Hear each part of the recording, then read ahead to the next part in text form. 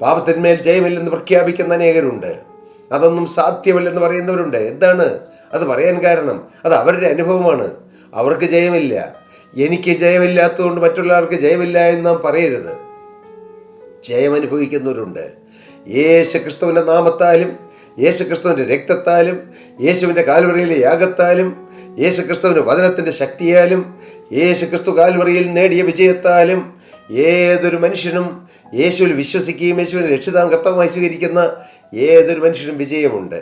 Hallelujah. യോബിന്റെ പുസ്തകത്തിൽ ചോദിക്കുന്നു, വെളിച്ചം വസിക്കുന്ന സ്ഥലത്തേക്കുള്ള വഴി ഏത്? നിങ്ങൾക്ക് പറഞ്ഞു തരാം. വെളിച്ചം വസിക്കുന്ന സ്ഥലത്തേക്കുള്ള വഴി കർത്താവായ യേശു ക്രിസ്തുവാണ്.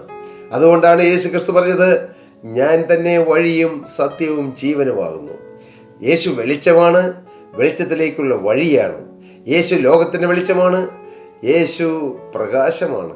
ഹല്ലേലൂയ. ദൈവനാമത്തോടെ യേശു വസിക്കുന്ന ഇടം അത് പ്രകാശമുള്ള സ്ഥലമാണ്. യേശുവിലേക്ക് വരൂ, അപ്പോൾ വെളിച്ചമുണ്ടാകും. നിങ്ങളേതെല്ലാം കർമ്മങ്ങളോ ആചാരങ്ങളോ അനുഷ്ഠാനങ്ങളോ നിങ്ങൾ എന്തെല്ലാം മനോണപ്രവൃത്തികളോ ചെയ്താലും ഈ വെളിച്ചം വരികയില്ല. യേശു ഒഴികെ ഈ ഭൂമിയിൽ ആരോടെല്ലാം പ്രാർത്ഥിച്ചാലും ഏതെല്ലാം വിശുദ്ധനോട് പ്രാർത്ഥിച്ചാലും വെളിച്ചം വരികയില്ല. കാരണം വെളിച്ചത്തിൻ്റെ ഉടയവൻ ക്രിസ്തുവാണ്. യോബിൻ്റെ പുസ്തകത്തിലെ ഈ ചോദ്യത്തിനുള്ള മറുപടിയാണ്, ഞാൻ ലോകത്തിൻ്റെ വെളിച്ചമാകുന്നു എന്ന് കർത്താവായ യേശു ക്രിസ്തു വിളിച്ചു പറഞ്ഞ ആ ഉത്തരം. ദുഷ്ടനായ പിശാച് ഇരുൾ വിതച്ചുകൊണ്ട് ഇന്ന് ലോകത്തിൽ അവൻ്റെ താണ്ഡവമാടിക്കൊണ്ട് ഇന്ന് അവൻ പൊട്ടിച്ചിരിച്ചുകൊണ്ട് ആർത്ത് രസിച്ചുകൊണ്ട് ലോകത്തിൽ അവൻ വാഴുന്നുണ്ട്.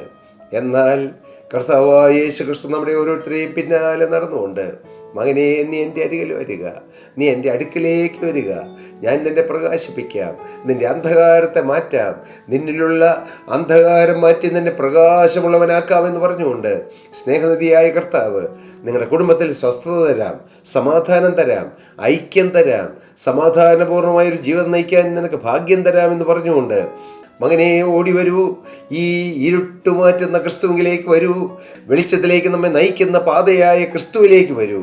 അങ്ങനെ ക്രിസ്തു നമ്മിൽ വാഴട്ടെ, അന്ധകാരം മാറട്ടെ, നമ്മുടെ കൊച്ചു കൊച്ചു കുടുംബങ്ങൾ സ്വർഗമായി തീരട്ടെ.